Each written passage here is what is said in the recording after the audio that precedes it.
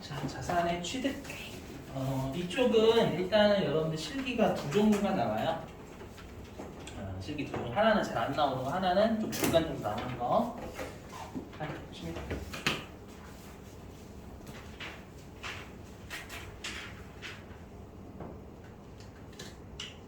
자, 보시면. 자, 일단 우리가 여러분들 취득 원가는요, 말 그대로 취득 부대비용 더하는 거 똑같습니다. 취득가액 더하는 거 똑같고요. 그 다음에 우리 단기 매매 증권은 여러분들 우리가 취득가액을 그냥 매입한 금액만 집어넣죠. 그리고 어떻게 하면 취득 부대 비용 별도로 우리가 수수료 비용이라는 게 적어줬잖아요. 그 다음에 우리가 자산을 증여하거나 교환으로 인한 취득은 우리 시가로 하지, 시가. 요거.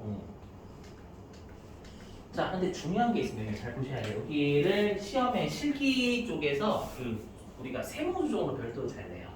뭐냐면 일단은 여러분 들어보셔야 되는 게 뭐냐면 여러분들 회계 우리가 세법은 이익분해를 싫어할까요? 손해분해를 싫어할까요? 세법은 세금 걷는 게 중요하잖아요. 손해분해 되게 싫어합니다. 이익을 보면 세금을 많이 낼 거잖아요. 그래서 이익분해를 정말 사랑해요. 세법은. 근데 손해를 보면 진짜 싫어요. 아셨죠? 그래서 원칙적으로 우리가 이익은 인정하는데 그럼 여기에서 여러분들 저가 매입하고 고가 매입 중에는 뭐가 손해예요? 고가 매입이 손해죠, 여러분들. 맞죠? 비싸게 매입하는 게 손해니까. 그렇죠? 이거는 나중에 우리가 별도로 다른 챕터 12장에서 배우실 거고요. 여기서 보실 건 얘입니다. 얘. 여기 저가 매입입니다. 저가 매입. 그럼 우리가 싸게 매입하면 이득이거든요. 이득이니까 원칙은 인정을 해요. 원칙은 인정하는데 일단 외우셔야 돼요. 자, 특수관계자 있죠. 근데 우리가 특수관계자는 법인이 아니라 특수관계자인 개인입니다. 개인. 이거 말장난 칠 수 있으니까 외워주시려고 노력해 주시고. 자, 특수관계자인 개인으로부터요. 자, 그 다음 핵심이 요거예요. 유가증권입니다. 주식하고 채권이 주식하고 채권. 나머지는 아닙니다. 자, 유가증권을 저가로 매입할 때요. 차익을 취득가액에 가산한다라고 되어 있거든요. 그럼 이게 도대체 무슨 말인지 해봐야 되겠죠, 여러분들. 자, 볼게요. 자, 여기 보실게요. 그럼 이거 위에 있는 거 무시하시고. 자, 보실게요. 자, 여기에 갑법인 있죠? 갑법인이 A한테 증여를 받았대, 증여. 시가 1,000원짜리를 증여를 받았답니다. 네, 되셨어요? 증여를 받았대요. 자, 증여를 받고요. 얘를 B한테 1,500원에 팔았대, 1,500원. 그럼 이 거래 전체를 통해서 갑은 얼마를 여러분들이 이득 본 거예요? 얼마를 이득 봤죠? 1,500원 이득 봤어요? 아니면 2,500원 이득 봤어요? 얼마 이득 봤을까요? 그런 거 말씀드리면 1,500원 이득 봤어요. 1,500원. 왜 1,500원이면 1,000원은 공짜로 받았지만 결론적으로 맨 마지막에 처분한 게 1,500원이잖아요. 맞죠? 그러면 1,500원의 이득을 본 거지. 이 둘 다 각각의 수익이 아닌 거예요. 이해되시겠어요? 자, 근데 뭐냐 보시면, 자, 우리가 원칙적으로요. 여러분들이 가끔씩 이렇게 공짜로 받으면 실현된 거라고 많이 알고 계세요. 실현됐다. 왜냐하면 공짜로 받았으니까 기분 좋으니까 실현. 그게 아니에요. 실현이라는 건 나한테 뭔가 들어와야 돼요. 그러면 내가 얘를 공짜로 1,000원에 받았다고 실제로 돈이 들어온 건 아니잖아요. 공짜로 받은 걸 팔아야 나한테 들어온 거지. 무슨 말인지 이해되시겠어요? 그렇기 때문에 실제로 실현된 건 처분할 때 실현이 된 거예요. 여기까지 되셨나요? 그러면 내가 공짜로 자산을 받은 것 자체는 미실현된 이익이에요. 여기까지 되셨어요? 그럼 우리가 세법에서는 미실현된 이익은 과세해요, 과세하지 않아요? 과세 안 하는 게 원칙이라면서요, 여러분들.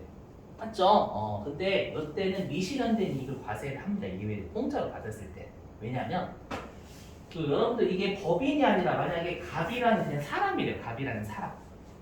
맞죠? 갑이라는 사람이 공짜로 받았대. 그럼 개인이 공짜로 받는 거잖아요. 개인이 공짜로 받으면 증여세라는 거 과세 때려 말아요. 아시죠? 개인이 공짜로 받은 미실현된 이익이라 하더라도 증여세를 내야 되거든요. 요 놈이 그래서 증여세를 내야 되는데 근데 공짜로 받은 게 법인이래요. 그럼 법인인데 미실현된 이익이라고 얘를 과세하지 않으면 개인하고 법인의 형평에 문제가 발생하겠죠. 맞죠? 그래서 이렇게 공짜로 받았다가도 예외적으로 과세를 합니다. 아셨죠? 그래서 이렇게 1,000원을 과세해요. 되셨죠? 근데 우리가 결론적으로 실현된 건 전체를 통해서 2,500원이 아니라 1,500원이라면서요. 그쵸? 그러면 실제로 1,500원에 처분할 때는 얼마만 과세가 돼야 될까요? 나머지 500원만 과세가 돼야지. 무슨 말인지 이해되시겠어요? 이렇게 내가 증여할 때 과세 때리면 이때는 1,500원 전체에 대해서 과세하면 이중과세진 거잖아요. 맞죠? 무슨 말인지 이해되시겠어요? 일단 요거를 여러분들이 자세히 알고 계시고 자, 분개를 끊어볼게요. 그러면 어떻게 하냐?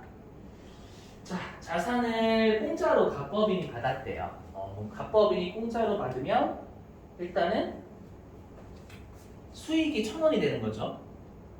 맞죠? 그 말은 1,000원이 과세가 됐다는 얘기예요, 여러분들. 되셨어요? 1,000원이 과세가 됐고요. 근데 다시 여기에서 500원만 과세가 돼야 되는 거잖아요. 그죠? 그럼 해당 자산을 처분할 때 1,500원에 팔았다. 그럼 현금 1,200원 들어왔겠죠? 현금이 들어왔다 가정하면.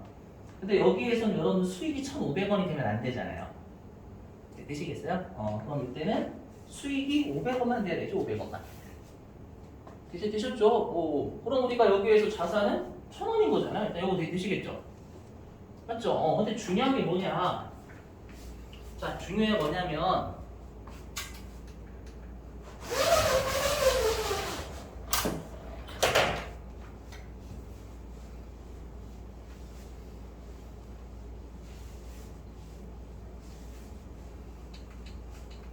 자, 여기 보시면 자, 예를 통해서 좀 사례 들어볼게요. 보시면 자, 이게 좀 어려워서 그래요. 실제로 이거 분기가 좀 낯설거든요. 보시면 자, 이 갑법인 있죠? 갑법인이 A한테 시가 100원짜리 자산을 산 거예요. 맞죠? 100원짜리 자산을 샀는데 70원만 준 겁니다. 싸게 산 거죠. 100원짜리를 70원만 주고 산 거니까. 그게 되셨어요? 자, 그러면 엄밀히 얘기하면 갑법인은 요거 미실현된 거예요. 여러분들 실현됐다고 생각하실 수 있어요. 왜냐면 100원짜리를 샀는데 70원만 주고 샀으니까 30원 거 아니니? 아니잖아요, 여러분들. 얘를 시가 100원짜리를 팔아야 들어온 거, 실제로 들어온 거잖아요. 무슨 말인지 이해되시겠어요? 그럼 얘는 엄밀히 얘기하면 이 30원은 미실현된 게 맞아요. 팔아야 실현된 거야. 팔아야. 되셨죠? 그래서 원칙은 우리가 저가 매입하면 과세를 하지 않아요. 맞죠? 그럼 과세를 하지 않겠다라는 건 뭐냐면 실제로 실현되는 처분한 시점에 과세를 때리겠다는 얘기예요. 일단은 그거였고. 자, 근데 예외적으로요 뭐냐면 저가로 매입할 때 과세를 하겠대요. 얘는 처분할 때 과세가 아니라 매입하는 시점에 과세예요.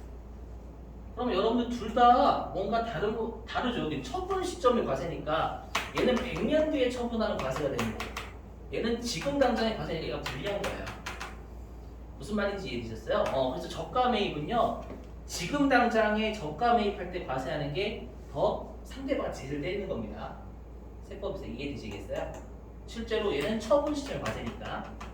자, 무슨 말인지 해볼게요. 자, 그럼 세법이 원칙을 따라간다라는 건 네가 70원 준 것만 우리가 인정하겠다라는 거잖아요. 여기. 그래서 뭐냐면 이번에 갑법인이 여러분들 실제로 이 자산 취득하기 위해 70원 준 거죠. 70원만.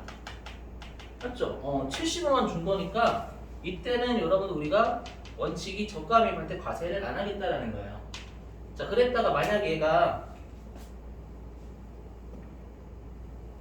처분을 했다라고 했는데 처분?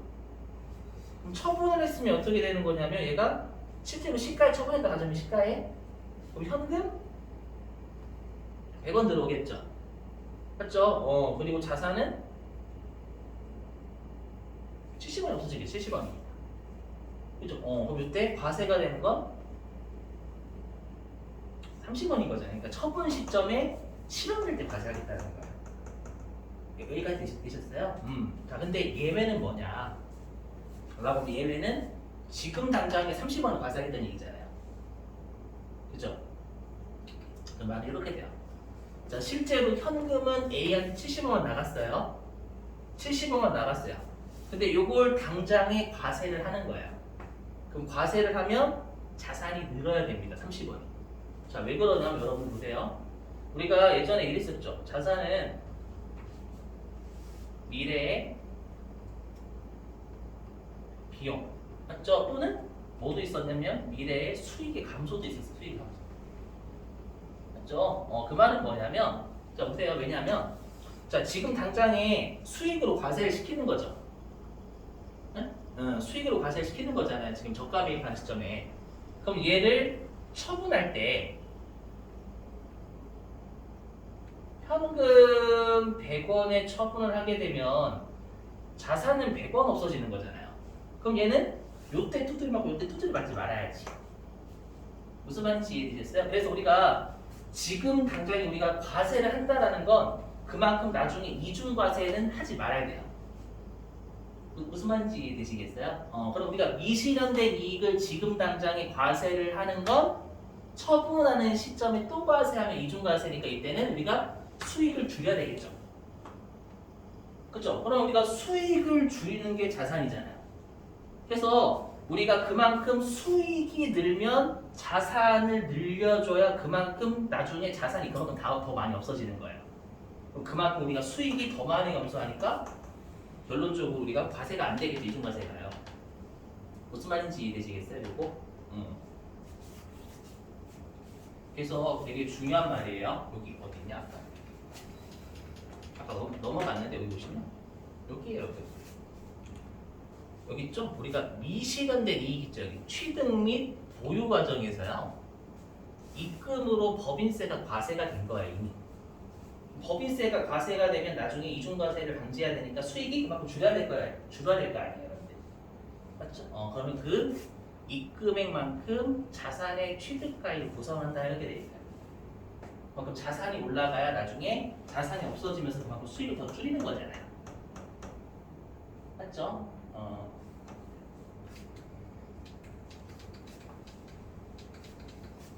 그래서 보시면 근데 얘는 여러분 뭐냐? 얘는 처분하는 시점에 과세가 되니까 얘는 나중에 과세, 얘는 나중에 세금을 내는 효과고 얘는 지금 당장에 세금을 내는 효과니까 다 원칙은 처분할 때 우리가 항상 모든 과정에서 얘도 과세가 30되는 거고 얘도 과세가 30되는 거잖아요. 맞죠? 그거는 변함이 없지만 당연히 위쪽이 더 제재, 아래쪽이 더 제재라는 게 이해되시겠죠, 여러분들?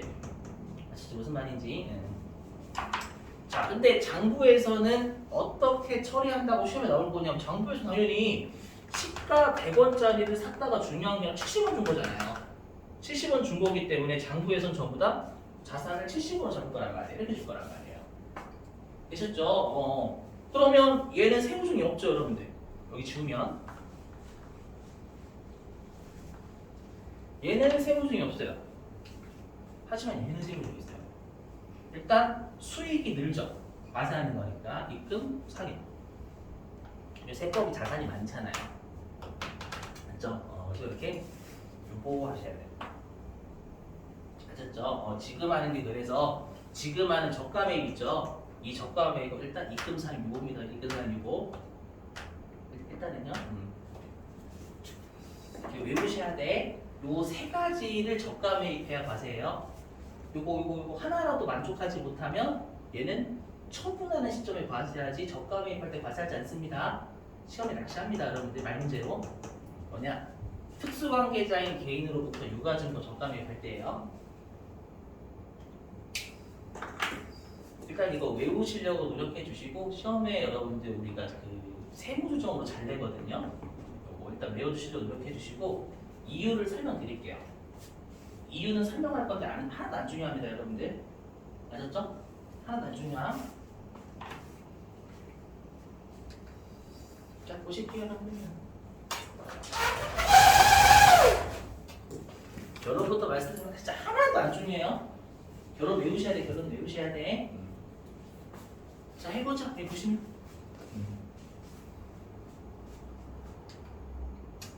자, 왜 방금 했던 특수관계자인 개인한테 유가증권을 저가 매입하는 왜 당장에 과세를 하는데? 맞죠? 매입하는 시점에 왜 과세를 하는지 볼 게 뭐냐면, 자, 항상 주인공은 갑이야, 갑. 자, 보시면 여기 A 개인이 주식을 100억 원어치를 가지고 있어요. 주식 부자죠, 주식 부자? 그리고 여기 A의 아들이 있어요. 그럼 여기 아버지죠, 아버지? 맞죠? 아버지. 그러면 아버지가요, 아들한테 이 주식 100억을 공짜로 주고 싶은 거예요. 물려주고 싶은 거예요. 되셨죠? 근데 제가 아까 말씀드렸죠. 개인이 증여를 하면 증여세라는 세금을 아버지가 내요. 증여하는 사람. 아시죠? 내는데 증여세가 여러분들 최고가 50%까지 50%. 증여세 상속세하고 증여세가 되게 세거든요. 아시죠? 그러다 보니까 그러면 A 개인은 만약에 아들한테 곧바로 주식 100억을 증여했다가는 50억의 세금을 내야 돼요. 크게. 맞죠? 반토막이 나는 거지. 이해되셨어요? 그래서 요걸 좀 어떻게 좀 회피할 수 어떻게든 세금을 적게 내거나 안 내고 아들한테 공짜로 이 주식을 주는 방법이 없을까라고 했다가 생각을 해낸 거예요. 뭐냐면, 자, 이거 듣고 버리셔도 돼요. 자, 옛날에요. 그 옛날에 개인의 주식 투자 활성화 있죠. 개인의 주식시장에 주식의 투자를 활성화하기 위해 가지고요. 뭐가 있었냐면, 우리가 그 주식이나 채권을 유가증권이라고 하죠. 유가증권을 만약에 얘가요, 싸게 팔면 손실이죠. 싸게 팔면 손실이잖아요. 그럼 싸게 팔면 손실이니까 제재 때리겠죠. 원래 손해본 거 되게 싫어한다면서요. 맞죠? 근데 개인의 유가증권의 투자 활성화를 위해 가지고요. 지금이야 주식 투자 많이 하지만 예전에는 주식 투자 개인이 거의 안 했잖아요. 그때. 맞죠? 예전에는 금리도 셌으니까. 맞죠? 누가 주식 투자하면 금리 세면 예금이 저금하는 거지. 맞죠? 그러다 보니까 개인들이 투자를 안 하는 거예요. 그러다 보니까 개인이 주식과 같은 유가증권을 혹시라도 손해보고 팔아도 문제를 안 삼는 거예요. 손해보고 팔면 엄밀히 제재 때려야 되거든요. 그때 개인의 주식 투자 활성화를 위해서 우리가 부동산이나 이런 것들은 다 싸게 팔면 제재 때려버렸어. 아셨죠? 제재를 때렸는데 우리가 주식이라든지 채권을 싸게 팔아도 문제를 개인이 싸게 팔면, 법인이 싸게 팔면 손해 제재 때렸던 거 옛날에. 아셨죠? 근데 개인이 주식 같은 걸 싸게 팔면 제재를 안 때렸던 거예요. 그거를 악용한 사례. 그래서 뭐냐면, 그래서 A 개인이 어떻게 했냐면은 아들 보고 법인 하나를 설립하래요. 아셨죠? 법인 하나를 설립하래요. 그러면 요 아들이 여기 갑이 최대 주주가 되겠죠? 거의 예수님과 마찬가지잖아요, 여러분들. 맞죠? 그래서 요 A 개인이 아들이 설립한 법인 있죠? 법인에다 얘를 1억에 파는 거야, 1억에. 됐죠? 그러면 아버지는 손해보고 팔았죠? 100억짜리를 1억에 팔았잖아요. 근데 아버지는 개인이잖아. 개인이 유가증권을 싸게 팔면 문제를 안 삼았던 거예요. 되셨죠? 그럼 아버지는 일단 뭔가 제재를 안 하는 거예요. 이해되셨죠? 그 다음에 갑법인은 뭐예요? 갑법인은 100억짜리를 1억에 샀으니까 이득 본 거죠. 이득 봤으니까 갑법인한테 세금 못 때려요. 이익 받기 때문에 원칙은. 이해되셨어요? 그리고 아들한테도 못 때려. 왜냐면 A가 아들한테 준 게 아니거든. 이해되세요? 그러면 결론적으로 아들은 주식을 형식적으로는 못 받았죠. 아버지한테. 못 받았지만 자신이 설립한 요 법인의 아버지가 주식을 판 거니까 A 아들이 간접적으로 받은 거랑 다름이 없죠. 무슨 말인지 이해되셨어요? 이거를 제재를 때리겠다라는 거예요. 왜냐면 이렇게 하다 보면 다 우회적으로 이렇게 할 거 아니에요. 이런 회사 간접 만들어가지고. 이해되시겠어요? 근데 옛날의 법은 얘한테도 때릴 수 없고요. 맞죠? 개인이 주식을 싸게 팔아서 제재를 못 때렸던 거예요. 그렇다고 아들이 공짜로 받은 것도 실제가 아니잖아. 맞죠? 그래서 못 때린 거예요. 그래서 이렇게 하는 걸 방지하기 위해서 그냥 갑법인 네가 이득 보긴 했지만 그냥 너를 지금 당장 때리겠다라는 거예요. 이런 짓 하지 말라. 무슨 말인지 이해되시겠어요? 그래서 어떻게 하냐면 요 갑법인이 99억 이득 받죠. 100억짜리를 1억에 산 거니까 얘는요. 그죠? 그럼 얘한테 99억 다 과세를 때려버려요. 무슨 말인지 이해되시겠어요? 이렇게. 그러면 얘는 이렇게 되겠죠, 여러분들? 해보면. 자, 볼게요.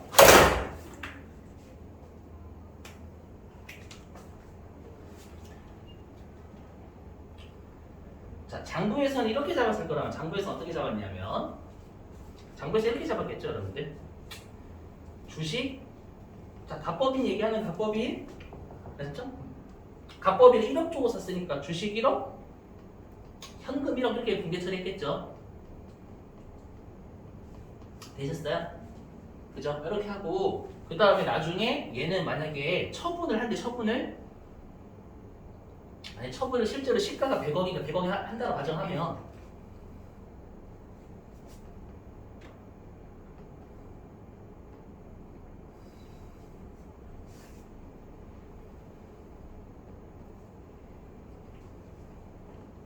이렇게 될 거 아니에요 99억.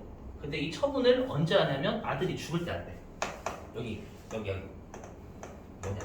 그 아들이 죽을 때 뭐 예를 들어가지고 처분을 한 50년 뒤에 50년 뒤에 뭐 아들이 지금 뭐 20살이야 70살 때 하면 요때 과세가 되는 거예요. 70살에 이게 되시겠어요? 근데 세법은 뭐예요? 세법은 네가 현금은 1억 남은 거 맞다. 맞지만 지금 당장에 99억 때리겠다는 얘기잖아요. 99억을 과세를 하겠다는 거 수익으로 본다는 얘기죠. 이해되셨어요? 그러면 처분할 때 과세가 되면 돼요? 안 돼요? 안 돼요. 맞죠? 과세가 되면 안 되니까 어떻게 해야 돼요? 현금 100억 받은 거 맞죠? 100억 받았지만 그만큼 자산이 100억 없어져야 우리가 처분 이익이 없는 거잖아요. 이해되시겠어요? 그럼 얘가 이쪽으로 가야 되겠지.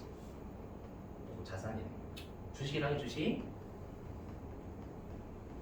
항상 이렇게 해서 입금으로 과세가 될 만큼 수익을 늘려야 돼요. 그래야지 이중과세가 해결된다. 자산이 더 많이 없어지니까 수익이 더 많이 나오잖아요. 이해되시겠어요? 그럼 당연히 여기가 제재인 거죠, 여러분들. 그렇죠? 똑같은 결론적으로 99억을 과세하지만 얘는 지금 당장에 과세하는 거고요. 얘는 나중에 과세하는 거니까 얘는 얘가 더 여러분들 우리가 이건 혜택 주는 거잖아, 미리. 되셨죠? 그럼 세무조정은 어떻게 해야 될까요? 입금산입 돼야 되겠죠, 여러분들. 장부는 수익 없지만 세법은 수익이니까 입금산입. 되셨어요? 주식이란 자산이 많죠, 세법이. 그렇죠? 그래서 유보. 그래서 항상 이렇게 저가매입 하면 특수관계이죠. 갑입장에서 특수관계자의 개인이죠. 맞죠? 왜냐면 여러분들 아들하고 아버지 특수관계자란 말이에요. 그러면 아들이 설립한 법이 특수관계자지. 그러면 얘랑 얘도 특수관계자로 성립이 되는 거 당연히. 아들이 지배하는 회사니까 여러분들 이해되시겠어요? 그러면 우리 갑법인 입장에서 특수관계자인 개인로부터 주식이란 유가증권을 저가매입한 거잖아요. 맞죠? 그럼 요 차익만큼 여러분이 입금산입 요구하시면 되는 거예요. 꽤나 냈습니다 시험에. 아셨죠?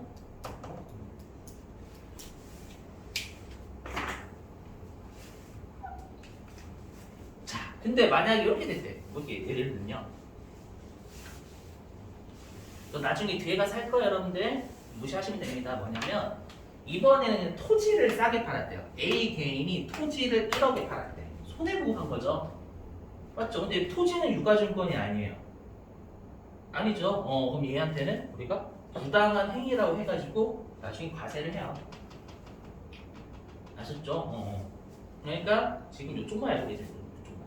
아셨죠? 어떠한 느낌인지 이해되시겠어요? 왜 그런지?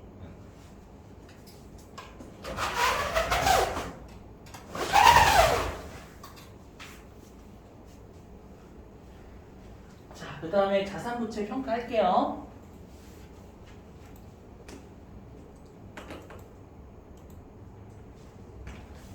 자, 원칙은 원가법. 여러분 원가법이 뭐냐면 취득 원가 그대로 놓란 얘기입니다. 아시죠? 그 말은 뭐냐면 우리가 평가 이익이나 평가 손실은 원칙적으로 인정하지 않는다라고 했었잖아요. 그죠? 그래서 시가로 평가하는 걸 인정하지 않겠다라는 얘기입니다. 들으셨어요? 근데 여러분들 당연히 예외를 외우셔야 돼요. 예외를. 자, 예외 뭐냐면 자, 여러분 이 용어는 이제 챙기셔야 됩니다. 우리 실기 때 이 용어가 나와요. 나중에 실기 입력할 때. 자, 평가증은 뭐냐면 평가 이익을 평가증이라고 합니다. 평가를 증가시켰다 그 뜻이거든요. 그 다음에 평가감은 평가 손실 얘기합니다. 되셨죠? 그 다음에 평가 증감은 평가 이익과 평가 손실에 대한 얘기고, 그 다음에 감액 손실은 여러분들 우리 재무회계 때 배웠죠. 손상이에요. 여러분 우리가 평가 손실하고 손상은 좀 다른 의미죠. 평가 손실은 그냥 평가해봤을 때 시가가 하락한 거고, 손상은 많이 망가진 거잖아요, 여러분들. 약간 그런 느낌이죠. 그럼 도대체 어떨 때 얘네들 인정하냐? 라고 하면 우리가 이미 평가증은 배웠어요. 이거였죠. 우리가 유형자산이나 무형자산을 고정자산에서 고정자산. 기억나시죠? 고정자산을 우리가 또 다른 법률에 따라서 평가 이익을 계상하면 법률과의 마찰을 피하기 위해서 예외적으로 인정했었죠? 기억나세요, 이거? 기억 안 나시면 안 되는데. 자, 그 다음에 평가가. 그럼 혹시 우리 회계 때 뭐 배우냐면 재고자산은 기말의 평가 뭐로 하죠? 유일하게? 시가 올라가는 거 인지 안 하죠? 시가가 내려가는 것만 잡잖아요. 그 저가법이라고 하지 않나요?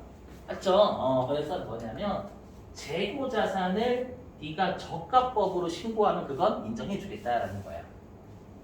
아셨죠? 이거 말 문제를 좀 외워주시고 저가법.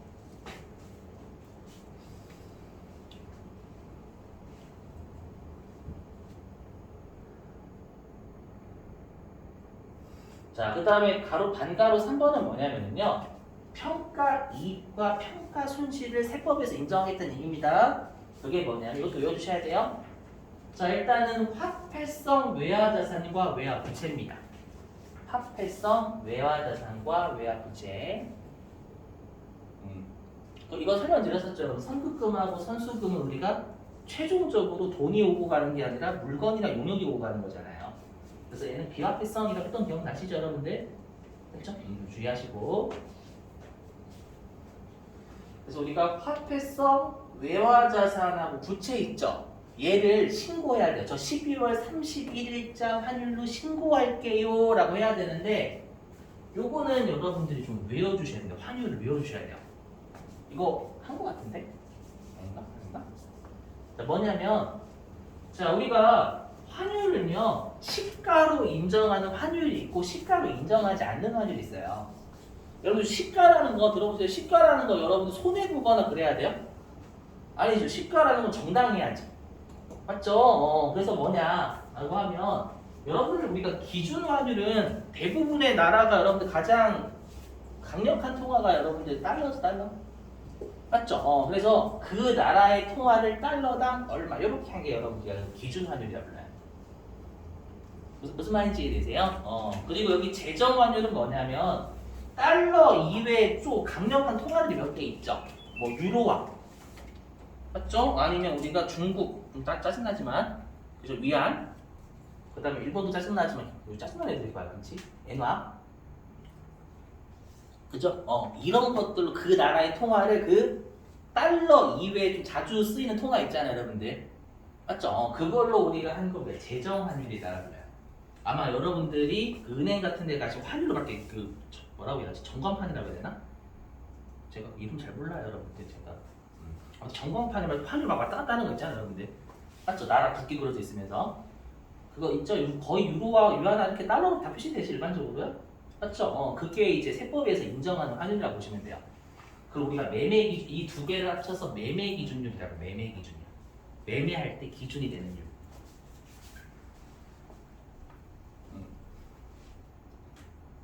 자, 근데 여러분 이럴 수도 있겠지. 들어보시면. 자, 여러분들이 만약에 해외여행을 가셔야 돼. 미국. 그럼 어떻게 해야 돼? 우리나라 돈을 달러로 바꿔야 되겠죠? 맞죠? 그럼 여러분들이 은행 입장에서는 어떻게 하는 거예요, 여러분들이? 은행 입장에서 달러를 팔겠지, 여러분들한테. 이해되세요? 그럼 달러로 팔 때 싸게 팔까요? 비싸게 팔까요? 은행은? 비싸게 팔겠죠, 여러분들한테, 당연히. 이득 봐야 되니까 은행 그거 하는 게 걔네들 일인데 이해되세요? 그럼 시가라 볼 수가 없죠. 그럼 우리가 뭐라고 하냐면 대고객 매도 환율이라고. 대고객 매도 환율. 안 해보셔도 돼요 여러분들. 아주 고객한테 말 그대로 파는 환율이라는 거예요. 근데 고객한테 팔 때는 비싸게 팔 거 아니에요? 맞죠? 아니면 여러분들이 외국에 다녀오셔가지고 남은 달러가 있어. 그럼 다시 우리나라 또 환전해야 될 거 아니에요? 그러면 이제 은행은 사겠지, 달러를. 그럼 싸게 사겠지, 싸게. 그걸 우리가 대고객 매입환이라고. 대고객 매입환. 아무튼 이해되시겠어요? 고객한테 매입하거나 매도하는 거 당연히 시가를 볼 수가 없겠죠. 싸게, 비싸게 하는 거니까. 이해되시겠어요? 그래서 요 두 개의 환율만 인정하고 아마 시험에서 매매 기준율이라고 줄 거예요. 그러니까 대고객 뭐식 말고 다 무시하시면 돼요. 아시죠? 자, 그 다음에 감액 손실은 손상입니다, 여러분들. 뭐냐? 재고 자산이래요, 재고 자산. 재고 자산이 파손이나 부패가 일어났대요. 그러면 그거는 손상차손 인정해 줍니다. 저가법하고 여러분들 얘는 다르죠. 파손하고 많이 시가 떨어진 거잖아요. 엄청나게 썩은 거죠, 썩은 거. 맞죠? 근데 여러분들 그냥 평가감이나 가액 손실도 비슷하게 생각하시면 돼요. 아시죠? 우리 시험에 이걸 구분하게끔 내진 않으니까. 자, 그 다음에 두 번째 뭐냐면, 자, 유형자산이요. 천재지변으로 불타거나 화재가 나거나 폐광됐거나 수용당했대요. 이거 누가 봐도 여러분들 시가가 푹 떨어진 사유죠. 굳이 따지자면.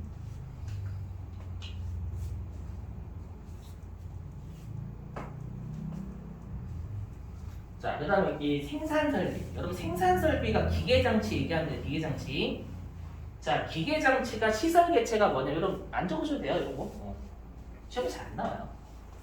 시설개체가 뭐냐면 설명을 드려야 되니까. 시설개체가요. 새로운 기계로 갈아 끼우는 거예요. 기존의 기계를 새로운 기계로 교체하는 거 우리가 시설개체라고 불러요. 아시죠? 그러면 시설개체니까 그러면 새로운 기계로 바꿨으니까 내가 기존에 사용하던 기계를 여기 폐기라고 돼 있죠. 폐기는 창고에 쑤셔 넣는 걸 폐기했다고 합니다. 아셨죠? 그걸 폐기라고 하고요. 그 다음에 생산 설비의 기술 납부로 인한 폐기는 그냥 내가 새 기계로 갈아 끼우는 게 아니라 기존 기계를 그냥 창고에 쑤셔 넣는 거예요. 그러니까 시설 개체는 말 그대로 내가 새 기계로 갈아 끼우는 거고, 여기는 그냥 새 기계로 갈아 끼우지 않는 거예요. 그 정도의 차이입니다, 여러분들. 근데 이거는 좀 알고 계셔야 돼요. 뭐냐면 여러분들 우리가 처분하면 우리 회사 장부에서 없어지는 거죠. 그 자산이. 근데 폐기하면 창고에 쑤셔 박혀 있잖아요. 맞죠? 그러면 내가 창고에 쑤셔 박혀 있는 걸 기억하기 힘들겠죠. 맞죠? 맨날 창고에 가지 않는 이상은. 그래서 우리가 회계에서는 뭐라고 하냐면 이건 이론상으로나 중요하지 실제 업무에서 별로 안 중요합니다, 여러분들. 그 해당 자산이 우리 회사에 있음을 잊지 말자 라는 의미에서 1,000원을 남겨두래요. 우리가 비망계정이라 불러요. 비, 아닐 비자. 망자는 망각하다 할 때 망자. 망각하지 않다 그 뜻이잖아요. 해석하면. 이해되세요? 여기.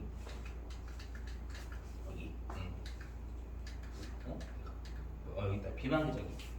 회사에 해당 자산이 남아있음을 잊지 말자는 의미에서 남겨두는 계정이에요. 아셨죠? 이건 여기에서는 중요성 떨어지고요. 나중에 여러분들 다른 파트에서 되게 중요한 한 군데가 있어요. 거기 빼고는 별로 중요성 떨어집니다, 여러분들. 근데 미리 알고 계시면 좋아요. 아시죠? 자, 그 다음에 주식입니다. 주식. 뭐냐면 그 주식을 발행한 회사가 부도가 됐대요. 부도. 아시죠? 부도가 되거나 아니면 회생계획인가 부실징후금 누가 봐도 많이 썩어진 상태죠, 여러분. 회사가 그 발행한 회사가. 됐죠? 그럼 이때는 우리가 상장법인은 무조건 돼요. 상장법인은 특수관계자 안 따져요. 왜냐하면 상장법인은 여러분들 우리가 거래가 되잖아요. 짜고 칠 수가 없어요. 상장법인 같은 경우에. 왜냐하면 상장법인은 그렇게 짜고 치잖아요. 그러면 걸려요. 아시죠? 그래서 여기는 특수관계자 안 따져요. 근데 우리 비상장 회사는 짜고 칠 수 있죠. 그렇죠? 그래서 그거는 특수관계자가 아닌 비상장 법인이 이런 일이 일어날 때는 인정을 해준다는 얘기예요. 중요성 떨어진다, 여러분. 파산도 있는데 그냥 여러분들은 이런 거나 좀 보세요. 아셨죠? 중요성 많이 떨어집니다. 자, 10분 쉬었다가요. 우리 15분에 그 가장 중요한 우리가 재고자산이라는 걸 할 거예요. 그것 좀 여러분들 10분 쉬었다가 할게요. 네, 25분에 15분에 시작하겠습니다. 여러분들 10분 쉴게요.